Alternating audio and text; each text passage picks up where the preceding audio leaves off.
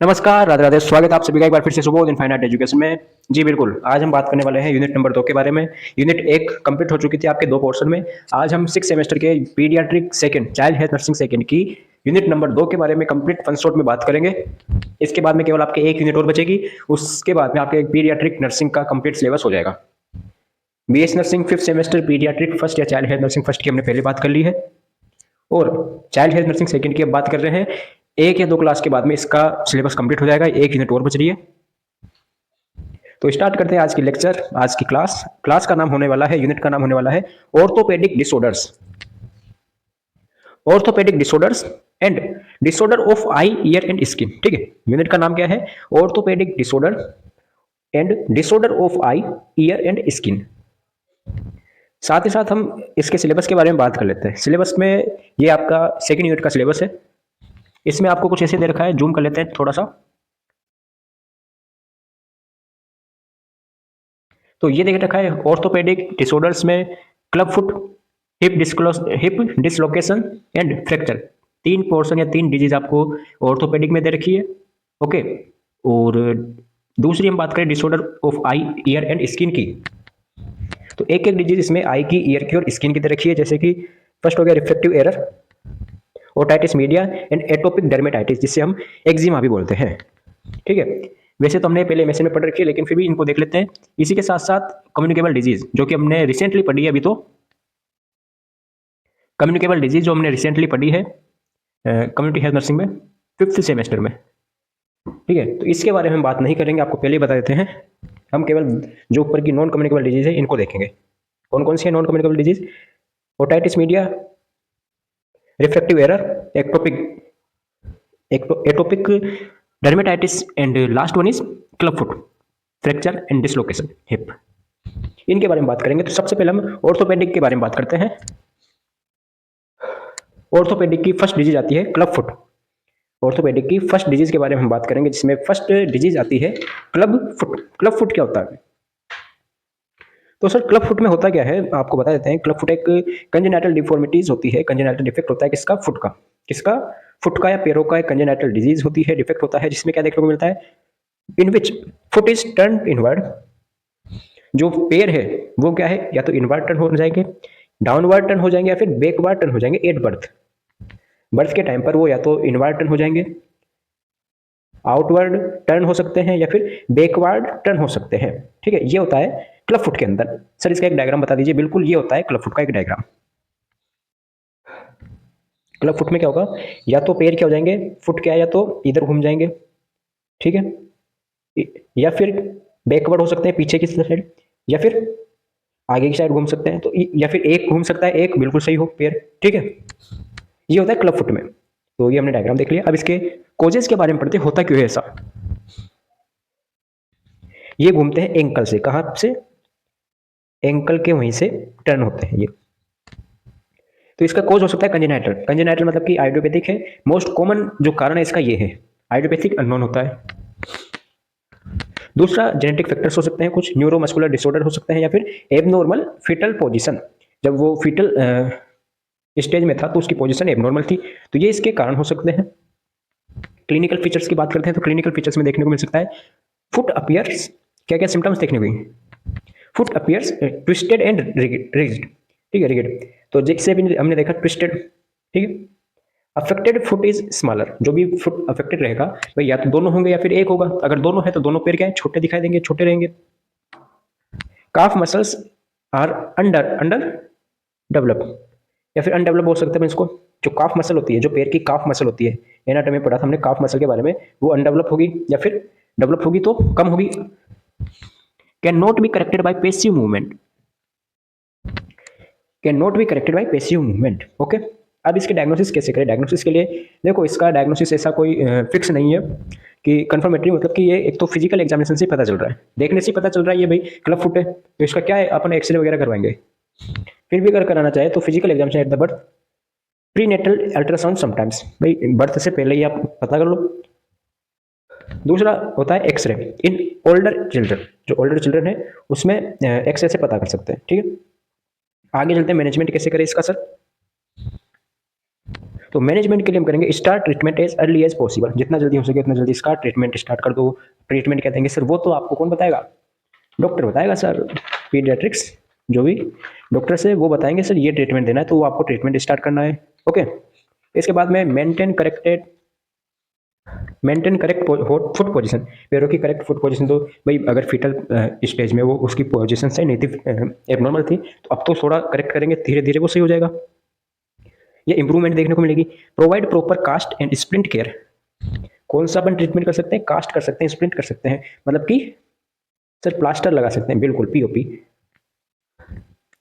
Keep cast clean and dry, जो भी cast लगा है उसको क्लीन एंड ड्राई रखना है। Check circulation of toe regularly, जो भी टॉय है, टॉ का जो सर्कुलेशन है वो चेक करते रहना है भाई, जो अंगूठे का। ऑब्जर्व स्किन टू रेडनेस और सोर्स, भाई स्किन है जो अपने ट्रीटमेंट किया है, कास्ट वगैरह लगाया है, तो वहाँ पे सोर वगैरह तो नहीं है, प्रेशर सोर वगैरह हो सकता है, तो वो तो नहीं है, रेडनेस वगैरह तो नहीं, वो चेक करते रहो।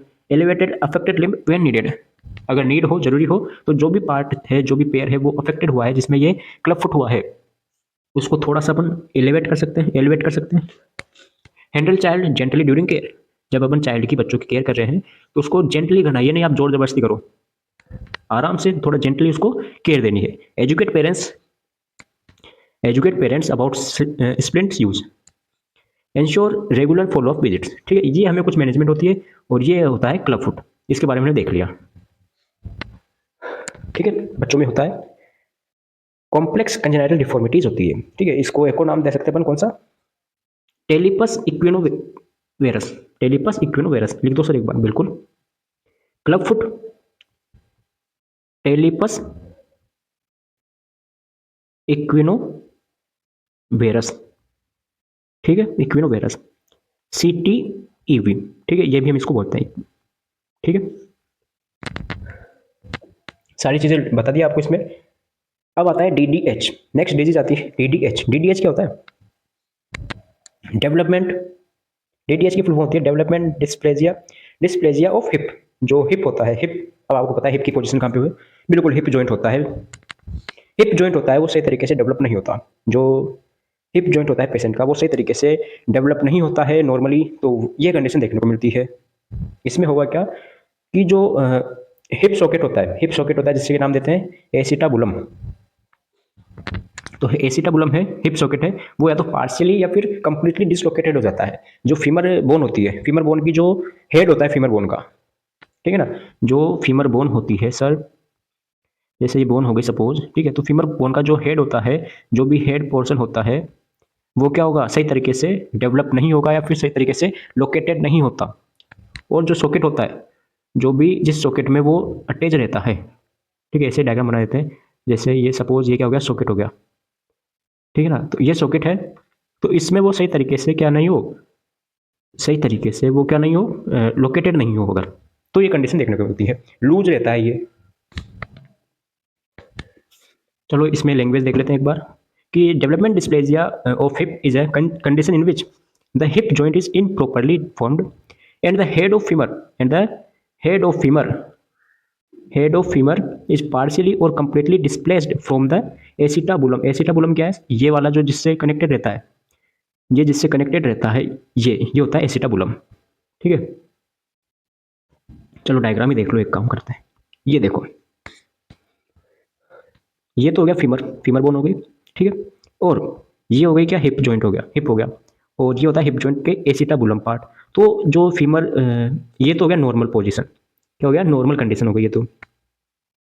लेकिन एबनॉर्मल में क्या होगा, जब ये फॉर्मल हेड है, फेमोरल हेड है, जो कि फीमर बोन का जो हेड है, फीमोरल हेड है, ये क्या हो जाएगा, डिसलोकेटेड हो जाएगा, लूज हो जाएगा। अब देखो इस डायग्राम में देखो, यहाँ पे क्या हो गया, डिसलोकेटेड हो गया, यानी कि लूज हो गया, तो फिर ये क्या है, यहाँ से पार्शली या फिर कंप्लीटली डिसलोकेटेड हो जाएगा हिप जॉइंट से, हिप सॉकेट से, ये होता है डिसलोकेशन टाइप। और ये होता है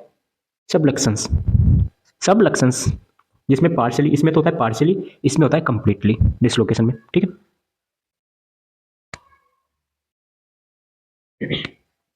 इसके टाइप देख लो, टाइप में फर्स्ट आता है सबलक्शंस, जिसमें पार्शियली डिस्प्लेसमेंट होता है, डिसलोकेशन जिसमें कंप्लीटली डिस्प्लेसमेंट होता है। ये दोनों इंपॉर्टेंट है, ये दो टाइप पे आप लिख के आ सकते हो, ठीक है। इसी के साथ साथ एक टाइप और होता है एसिटाबुलर डिस्प्लेजिया। एसिटाबुलर डिस्प्लेजिया होता है जिसमें अ, होगा लेकिन थोड़ा सा होगा, मतलब कि थोड़ा सा हिल सकता है वो वहाँ से, कंप्लीटली भी नहीं, पार्शली भी नहीं, थोड़ा सा चिन्ना मिन्ना, ठीक है, मतलब थोड़ा सा उसमें से क्या है, हिलेगा। चलो चलो चलो हिप सॉकेट, ठीक है। फिर आता है क्लिनिकल फीचर्स। इसमें क्या क्या सिम्टम्स देखने को मिलेंगे सर? तो सिम्टम्स में तो ऐसा है, अब आप बोलोगे सर इसका कारण क्या है, तो कारण तो क्या है, कंजेनाइटल है। कंजेनाइटल भी हो सकता है, और भाई होता क्यों है ये, तो होता इसलिए है जो बोन होती है वो थोड़ी डिसलोकेटेड हो जाती है, लूज हो जाती है वहाँ से। देखो इसका हम क्या देखें, सिम्टम्स देखते थे, या क्लिनिकल फीचर्स देखे, या साइन एंड सिम्टम्स देखे, क्लिनिकल मैनिफेस्टेशन देखे। लिमिटेड हिप एबडक्शंस, जो एबडक्शन क्या है, लिमिटेड रहेगा। एबडक्शन क्या होता है सर, जैसे पैर को साइड में करना, ठीक है। अब आपको कैसे बताया, इसमें डायग्राम तो है नहीं भी, आप सर्च कर लेना एबडक्शन को। अब आपको पता भी होगा कि लिमिटेड रहेगा, वो ज़्यादा नहीं कर पाएगा। अनइक्वल अनइक्वल ग्लूटियल और थाई फोल्ड्स, ग्लूटियल और थाई फोल्ड्स है वो अनइक्वल रहेंगे। पॉजिटिव ऑर्टोलानी टेस्ट, कौन सा, ऑर्टोलानी टेस्ट पॉजिटिव रहेगा। और पॉजिटिव बार्लो टेस्ट, ये दोनों आपसे पूछ ले कि ऑर्टोलाइन टेस्ट किसके लिए करते हैं, तो ऑर्टोलाइन टेस्ट करते हैं डीडीएच के लिए, ठीक है, डीडीएच के लिए करते हैं। अब होता क्या है ये अभी बताएंगे आपको, ठीक है। ये तो क्या इसमें हो गए, ये तो हो गया सर इन्फेंट में, ये होता है चाइल्ड में। तो लिंपिंग और वेडलिंग गाइड, लेग लेंथ, मतलब कि जो पैर है वो अनइक्वल रहेंगे, अनइक्वल लेग लेंथ रहेगी। डिलेड वॉकिंग, थोड़ा लेट चल पाएगा, फिर चल ही नहीं पाएगा। चलते टाइम पे क्या है कि साउंड आएगा, चलते टाइम पे, चलते टाइम पे क्या है, साउंड आएगा, क्लिकिंग साउंड आएगा, ठीक है, हिप मूवमेंट, ठीक है। अब ऑर्टोलानी और बार्लो टेस्ट, इसको हम एक बार समझ लेते हैं, इसमें होता क्या है। फर्स्ट देखते हैं अपन ऑर्टोलानी टेस्ट। देखो पहले चलो एक बार पूरा पढ़ लेते हैं। Clinical examination at birth, diagnosis के लिए हम क्या कर सकते हैं, क्लिनिकल एग्जामिनेशन कर सकते हैं, अल्ट्रासाउंड, सोनोग्राफी वगैरह, यूएसजी वगैरह करा सकते हैं। बेस्ट फॉर इन्फेंट्स, जो कि 6 महीने से छोटे हैं उनके लिए ये बेस्ट है, और 6 महीने से बड़े हैं उनके लिए एक्सरे बेस्ट है, ठीक है। उसी के साथ साथ यहाँ पर आप बार्लो एंड ऑर्टोलानी टेस्ट भी आप इसमें लिख सकते हो। ये सिम्टम्स होते हैं जो कि इसमें देखने को मिलते हैं, साइन होते हैं। नर्सिंग मैनेजमेंट क्या करें, nursing management ensure proper fitting of Pavlik harness. अब ये क्या होता है पाउलिक हार्नेस, क्या होता है सर ये पाउलिक हार्नेस, अभी सब बता देंगे आपको, रुक जाओ। डू नॉट रिमूव और adjust harness unnecessary. Check skin under strap daily, ठीक है। Keep skin clean and dry. Assess circulation for lower limb, क्योंकि हुआ कहाँ पर है, लोअर लिम्ब पे हुआ है, तो मतलब लिम्ब पर हुआ है, तो फीमर के बोन पर हुआ है, फीमर पर हुआ है, तो असेस करते रहो सर्कुलेशन को। Observe movement and colour of it. Handle infant gently, वही बात आ गई। Educate parents about harness care, ensure regular follow up, ठीक है। अब दो चीज़ आई आपके, एक तो सर ये हार्नेस के बारे में बताओ, ठीक है, एक ये दोनों टेस्ट के बारे में बता दो, बिल्कुल इनके बारे में बता देते हैं आपको।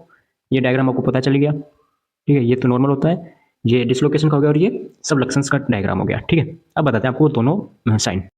देखो ये तो होता है बार्लो एंड ऑर्टोलाइन टेस्ट। बार्लो में क्या होता है सर, बार्लो में जो घुटने हैं, नी है, इसको 90 डिग्री पर रख देते हैं। नी है, इसको क्या है 90 डिग्री पर, आप इसको ऐसे देखोगे कुछ, ये आपका नी हो गया, और ये क्या हो गया फीमोरल, यहाँ पर है फीमर, हिप जॉइंट हो गया, तो इसको 90 डिग्री पर रखेंगे। इसमें लगाते हैं अपन पोस्टीरियर प्रेशर, जेंटली, जेंटली देखो ये पोस्टीरियर प्रेशर लगा रहे हैं जेंटली। और इसमें क्या देखने को मिलेगा, 90 डिग्री पर हम इसमें नी को रखेंगे, घुटने को, ठीक है।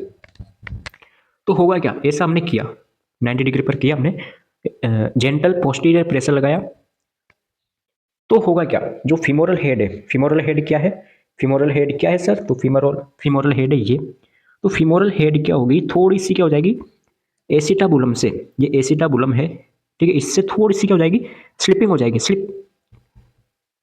स्लिप हो जाएगी, स्लिप हो जाएगी, तो हमें महसूस हो जाएगा, स्लिप होती हुई हमें फील हो जाएगी, समझ गए। जब हम ये करेंगे ऐसे, पोस्टीरियर प्रेशर लगाएंगे जेंटली, और नी को 90 डिग्री पर रखेंगे, तो हम देखेंगे कि जो इसकी हिप है, हिप का जो हिप सॉकेट है, एसिटाबुलम है, वहां से थोड़ा सा क्या हो गया, स्लिप हो गया, थोड़ा सा क्या हो गया, स्लिप हो जाएगा, कौन हो जाएगा, फीमोरल हेड, ठीक है। ये तो होता है बार्लो टेस्ट। ऑर्टोलानी में क्या होता है सर, ऑर्टोलानी में क्या होता है, जब, अब देखो ये पोजीशन देखो, इस पोजीशन में हमने क्या किया, उसके पैर को एंटीरियर प्रेशर लगाया, एंटीरियर प्रेशर लगाया थोड़ा सा, और अपडक्ट कर लिया उसको, ठीक, अपडक्ट करके एंटीरियर प्रेशर लगाया, तो हम क्या देखेंगे, हम पाल्पेल या हमें साउंड सुनाई देगी किसकी, क्लंक, क्लंक लाइक साउंड सुनाई देगी। फीमोरल हेड है वो रिड्यूस हो जाएगा वहां से, femoral head reduce into socket. जैसे ही वो सॉकेट से रिड्यूस होगा, देखो हम एसी कंडीशन बनाएंगे उसके साथ, तो जैसे ही वो यहाँ से, जैसे ही वो इस यहाँ से थोड़ा सा क्या होगा, इस सॉकेट से रिड्यूस होगा इसको फीमोरल हेड, तो वहाँ पे हमें साउंड सुनाई देगी क्लंक की, ऑडिबल साउंड। यह हम पाल्पेल भी कर सकते हैं, ठीक है। अब यहाँ एक और वर्ड आया था ये वाला, पाउलिक हर्नेंस, ठीक है। अब अभी तो आपको समझ में नहीं आया ये पूरा पॉइंट, लेकिन अब वापस बताएंगे आपको। ये होता है पाउलिक हर्नेंस। अब इस कंडीशन को ट्रीट करने के लिए हम क्या करेंगे, पाउलिक हर्नेंस जो ये होता है, क्या होता है, पाउलिक हर्नेंस होता है, इसको हम लगाएंगे। इसकी जगह अपन स्प्लिंट भी लगा सकते हैं, लेकिन ये बेटर है, ठीक है। इसके लिए अपन स्पी का कास्ट भी कर सकते हैं, स्पी का कास्ट, लेकिन पाउलिक हर्नेंस बेटर है, ठीक है, इसको ट्रीट करने के लिए। अब इसमें देखो, जब ये पेयर ऐसे रहेंगे तो और मूवमेंट नहीं करेंगे, मूवमेंट नहीं करेंगे तो इमोबिलाइज रहेंगे, तो जो बोन है वो सही हो जाएगी, कनेक्ट हो जाएगी, हिप जॉइंट है वो लूज नहीं रहेगा। अब ये देख लिया। अब इसमें से बताया कि इंश्योर प्रॉपर फिटिंग ऑफ पाउलिक हर्नेंस, जो भी पाउलिक हर्नेंस है इसकी प्रॉपर फिटिंग करो, ये नहीं आप इसको ढीला कर दो, लूज नहीं रखना है। सेकंड है do not remove adjust harness unnecessary, अगर जरूरत ही नहीं है तो आप उसको हटाओ मत, फिर जब नीड हो तभी आप उसको रिमूव करो, बार बार उसको रिमूव नहीं करना, ठीक है। Check skin under strips daily, जो स्ट्रिप्स है ये स्ट्रिप हो गया, ये स्ट्रिप हो गया, इसके अंदर जो क्या है स्किन है उसको आप डेली चेक करो, ठीक है, स्ट्रिप्स के अंदर। Keep skin clean and dry, ठीक है। ओके, अब आ गया आपके पास समझ में। और पेरेंट्स को एजुकेट करो कि ये कैसे लगाना है, इसकी केयर कैसे करनी है हार्नेस की। ओके, नेक्स्ट डिजीज आती है फ्रैक्चर्स। क्या आती है, फ्रैक्चर। अरे सर फ्रैक्चर मत पढ़ाओ, एमएससी में पढ़ रखा है, थोड़ा सा देख लेते हैं, ज़्यादा नहीं देखेंगे। फ्रैक्चर क्या होता है, फ्रैक्चर इज ए ब्रेक और crack the continuity of the bone caused by trauma and injury. कोई ट्रॉमा हो गया है, इंजरी हो गई, उसके कारण अगर बोन क्या हो जाए, बोन की जो कंटिन्यूटी है, बोन की जो क्या है कंटिन्यूटी है, वो ब्रेक हो जाए, तो क्या देखने को मिलेगा, फ्रैक्चर देखने को मिलेगा। अब इसके टाइप्स होते हैं, जैसे क्लोज्ड फ्रैक्चर हो गया, स्किन इंटेक्ट रहेगी। ओपन फ्रैक्चर हो गया, बोन एक्सपोज्ड थ्रू स्किन, ठीक है, मतलब बोन दिखेगी, स्किन के बाहर आ जाएगी बोन, ठीक है। और इसके अंदर क्लोज्ड फ्रैक्चर में स्किन के अंदर ही रहेगी बोन, दिखेगी नहीं लेकिन फ्रैक्चर हो जाएगा। ग्रीन स्टिक फ्रैक्चर में incomplete fracture common in children, ज़्यादातर ये इसमें देखने को मिलता है, इसमें हल्का सा फ्रैक्चर होता है। कंप्लीट फ्रैक्चर में बोन कंप्लीटली ब्रोकन, बोन है बिल्कुल कंप्लीटली ब्रोक हो जाए, बोन है वो कंप्लीटली ब्रोकन हो जाएगी, टूट जाएगी, ब्रेक हो जाएगी। अब इसके क्या क्या कारण हो सकते हैं, कोजेस की बात करते हैं तो फॉल्स, या तो गिर जाए, मोस्टली कॉमन चिल्ड्रन में ये देखने को मिलता है, मोस्ट कॉमन गिरते चलते चलते गिर जाते हैं, ठीक है, बेड पे सो रहे हैं तो गिर जाए वो। रोड ट्रैफिक एक्सीडेंट हो सकता है, स्पोर्ट इंजरी, खेलते टाइम गिर जाए या इंजरी हो जाए। बर्थ ट्रोमा, कोई बचपन से ही हो कोई ट्रोमा हो जाए। बोन डिजीज हो सकती है, रिकेट्स रेयर, ठीक है, ये कम देखने को मिलता है, मोस्ट कॉमन ये देखने को मिलता है। तो सिम्टम्स क्या होगा, सिम्टम्स वही चीज़ है भाई, फ्रैक्चर हो गया तो पेन एट इंजरी साइड, जहाँ पे लगी है वहाँ पे पेन होगा, स्वेलिंग होगी एंड टेंडरनेस होगी, ठीक है, जैसे अपन टच करेंगे पेन होगा। डिफॉर्मिटी ऑफ लिम है वो डिफॉर्मिटीज हो जाएगी वहाँ पे, रेस्ट्रिक्ट मूवमेंट, चल नहीं पाएगा, रेस्ट्रिक्ट हो जाएगा। एंड क्रेपिटस, ठीक है, साउंड सुनाई देगी उसको। अब डायग्नोसिस कैसे करें, तो डायग्नोसिस या तो physical examination, better physical examination कर सकते हैं, सब में है हिस्ट्री कलेक्शन है, फिजिकल एग्जामिनेशन तो एक्सरे करवा सकते हैं और सीटी स्कैन इफ नीडेड, वैसे तो एक्सरे से सब पता चल जाता है। मैनेजमेंट में आता है इमोबिलाइजेशन यूजिंग कास्ट और स्प्लिंट, जहां भी फ्रैक्चर हुआ है उसको इमोबिलाइज कर दो, इमोबिलाइज का मतलब कि उसका मूवमेंट है वो रेस्ट्रिक्ट कर दो, उस कास्ट से या फिर स्प्लिंट से। पेन रिलीफ दे दो, पेन किलर दे दो, एनालिसिक्स वगैरह, डाइक्लोफेनिक और बहुत सारी आती है, पीसीएम वगैरह आपने पढ़ रखा है। सर्जरी इन सीवियर केसेस में सर्जरी करवानी पड़ती है, जैसे रोड हो गया, स्क्रू हो गया, प्लेट हो गई, तो वो सब लगवानी पड़ती है। एलिवेट अफेक्टेड लिम, जो भी पैर है अफेक्टेड है उसको थोड़ा सा एलिवेट कर सकते हैं अपन, apply ice to reduce swelling, जहाँ भी फ्रैक्चर हुआ है उस साइड पर, इंजरी साइट है, वहाँ पर आइस लगा सकते हैं अपन, आइस अप्लाई कर सकते हैं, बर्फ, ताकि क्या हो, स्वेलिंग नहीं आए।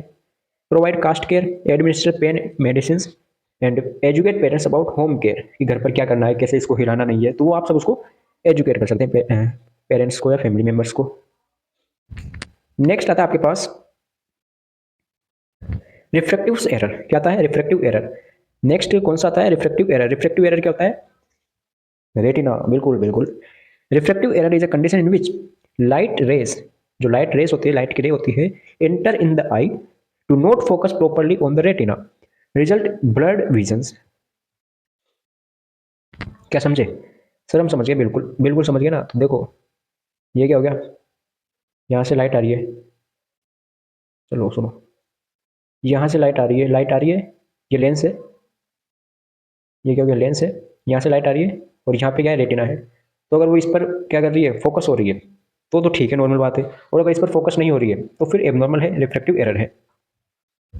अभी देखते हैं कॉजेज की बात करते हैं, होता क्यों ऐसा, या तो जेनेटिक्स हो सकता है, abnormal shape of eyeball, eyeball की शेप एबनॉर्मल हो सकती है, इंक्रीज स्क्रीन टाइम, ज़्यादा देर तक स्क्रीन टाइम हो, ज़्यादा टाइम हो स्क्रीन पर, तो जैसे मोबाइल हो गया, टीवी वगैरह हो गया, अगर स्क्रीन टाइमिंग ज़्यादा है तो भी हो सकता है। पुअर लाइटिंग वाइल रीडिंग, जब पढ़ रहे हैं बच्चे, ये तो हो ही नहीं सकता, ये तो हो ही नहीं सकता, पढ़ता तो कोई है नहीं, लाइट में नहीं पढ़ता तो बिना लाइट में क्या पढ़ेगा कोई। पुअर लाइटिंग वाइल रीडिंग, ये इसके कारण हो सकते हैं। टाइप्स की बात कर लेते हैं इसकी।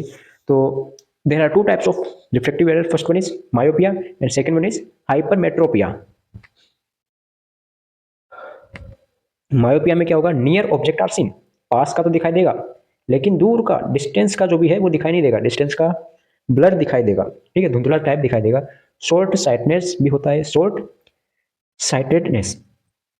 सेकंड होता है hypermetropia, long sightedness, distance object are seen, दूर का दिखाई देगा लेकिन नियर ऑब्जेक्ट है वो ब्लर दिखाई देगा, ठीक है। इन दोनों को अपन इसमें देख लेते हैं। ये देखो हो गया रिफ्लेक्टिव एरर्स। तो रिफ्लेक्टिव एरर में देखो, ये तो हो गई नॉर्मल आई, नॉर्मल आई हो गई ये तो। इसमें क्या हुआ, ये रे आई, लाइट रेस आई, आकर यहाँ पर रेटिना है, रेटिना पर पड़ी, रेटिना पर पड़ी तो नॉर्मल विजन हो गया। लेकिन लेकिन लेकिन लेकिन लेकिन क्या होगा, मायोपिया में क्या देखने को मिलेगा, रेज आई लेकिन रेटिना से पहले ही क्या हो गई, रेटिना पर फोकस नहीं हुई, रेटिना से पहले फोकस हो जाती है। और दूसरी कंडीशन है हाइपर मेट्रोपिया या हाइपरोपिया, इसमें क्या होगा, रेटिना के पीछे, बिहाइंड द रेटिना फोकस होती है, और इसमें आगे, ठीक है, पहले ही फोकस हो जाती है। अब हम इसको ट्रीट कर सकते हैं लेंस के द्वारा। लेंस के द्वारा कैसे ट्रीट कर सकते हैं, ये लेंस लगाया, लेंस लगाने पर ये देखो, जो रेड वाली है वो लेंस के बाद की है, और जो ब्लैक वाली है लाइट, ठीक है, जो ब्लैक वाली है वो क्या है, बिना इसकी लेंस की, दोनों में देख लो कहाँ पे फोकस हो रही है, रेटिना पर फोकस हो रही है। तो ऐसे हम इसको ट्रीट कर सकते हैं। क्लिनिकल मैनिफेस्टेशन देखने को मिलेगा, ब्लड विजन, धुंधला दिखाई देगा, हेडेक हो सकती है, आई स्ट्रेन हो सकता है, स्वेटिंग हो सकती है, एंड पुअर स्कूल परफॉर्मेंस हो सकती है, पुअर स्कूल परफॉर्मेंस हो सकती है। डायग्नोसिस कैसे करेंगे, डायग्नोसिस के लिए विजन स्क्रीनिंग कराएंगे, Snellen chart test, Snellen chart test कराएंगे, वो होता है ना 12x12, 200 तक वो गिनती होती है, वो वाली चीज़ एमएसएन में बताया था, वो चार्ट रहता है पूरा, ठीक है। अगर जिसका सही है वो, जैसे 6x6 हो गया, या फिर 12 बाई, हाँ वही चीज़। अगर नॉर्मल को 200 मीटर का सही दिख रहा है, वही चीज़ आपको नहीं दिख रही है, तो उसका कुछ रेशो रहता है, वो आपने पढ़ रखा है एमएसएन में। रिफ्लेक्टिव टेस्ट, रिफ्लेक्शन टेस्ट हो गया, ठीक है। फिर आता है मैनेजमेंट कैसे करें, मैनेजमेंट के लिए वही चश्मा लगाएंगे अपन, कॉन्टैक्ट लेंस वगैरह, रिफ्लेक्टिव सर्जरी करा सकते हैं रेयर चिल्ड्रंस में, रेगुलर आई चेकअप करवाते रहो रेगुलर। अर्ली विजन स्क्रीनिंग, जितना जल्दी हो सके उतना जल्दी अगर अपन टेस्ट करवा देंगे तो उसको हम ट्रीट भी कर सकते हैं, वरना कॉम्प्लिकेशन हो सकते हैं। वही एनकरेज, प्रिस्क्राइब्ड वाला चश्मा लगाना है, ठीक है, लेंस वगैरह प्रिस्क्राइब कर, जो भी नंबर दे उसी के हिसाब से आपको लगाना है। Educate parents and children, parents and teachers, promote proper light and reading habits, ठीक है, प्रॉपर लाइट हो उसी में आपको पढ़ाई करनी है। फिर आता है नेक्स्ट डिजीज ओटाइटिस मीडिया। अब ओटाइटिस मीडिया सर पढ़ रखा है, अभी जस्ट पढ़ाइए, ये तो मत पढ़ाओ आप, पढ़ ही लेते हैं चलो। ओटाइटिस मीडिया क्या होता है, ओटाइटिस मीडिया मतलब, ओटाइटिस, आइटिस का मतलब तो इन्फ्लामेशन हो गया, ठीक है, मीडिया मतलब कि मिडिल ईयर में इन्फ्लामेशन हो जाए, मिडिल ईयर में इन्फ्लामेशन हो जाए, ईयर में आउटर मिडिल और इनर होता है, तो मिडिल ईयर है उसमें क्या हो गया, इन्फ्लामेशन हो गया। Otitis media is an infection और inflammation of the middle ear commonly seen in infant and young childrens. ठीक है, इसमें देखने को मिलेगा। कारण क्या हो सकता है, कोजेस की बात करते हैं तो अपर रेस्पिरेटरी ट्रैक्ट इन्फेक्शन हो सकता है, अपर रेस्पिरेटरी ट्रैक्ट इन्फेक्शन हो सकता है, URTI, ठीक है, URI हो सकता है, यूस्टेचिन ट्यूब डिसइंफेक्शन हो सकता है। अब ये एमएसएन में बता रखा है पूरा। एनलार्ज्ड एडेनोइड्स हो सकता है, बोटल फीडिंग इन लाइंग पोजिशन, कोई छोटा बच्चा है वो लेटे लेटे अगर बोतल से फीडिंग कर रहा है तो भी ये कंडीशन देखने को मिलती है। ये नोट सेट में बहुत बार पूछा गया है बोतल फीडिंग वाला, ठीक है ना।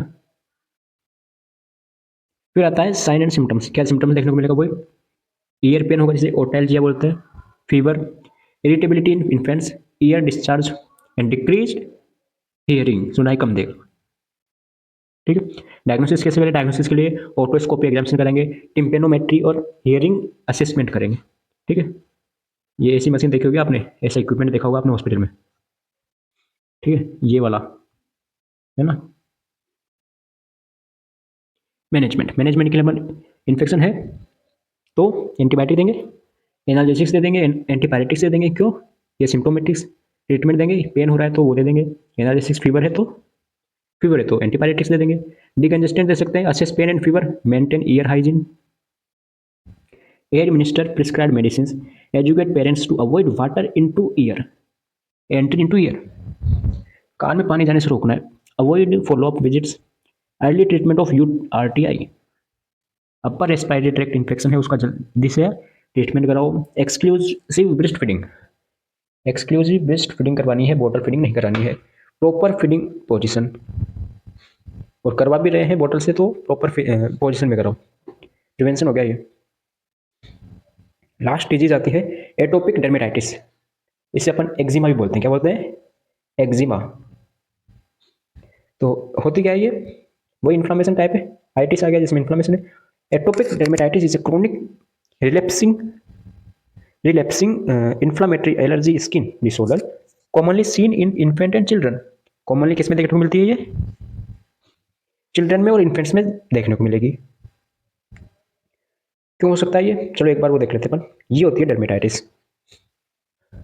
ये पूरा एक इमेज नहीं है, ये अलग हो गया, ये अलग हो गया, तो ऐसी देखने को मिलती है dermatitis eczema.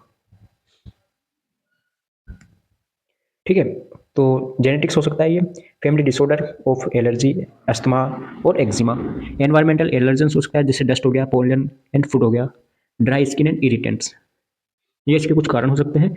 Sign and symptoms की बात करते हैं तो सीवियर इचिंग, जिसे अपन प्रूराइटिस भी बोलते हैं, प्रूराइटिस बोलते हैं, मतलब जहाँ पर भी ये होगा वहाँ पर सीवियर इचिंग होगी, खुजली चलेगी, ड्राई रेड स्केली स्किन होगी, oozing and crusting in acute stage, acute stage में ऊजिंग होगी वहाँ से, ऊजिंग मतलब कि कुछ आएगा उसमें से, बहेगा मतलब, ठीक है।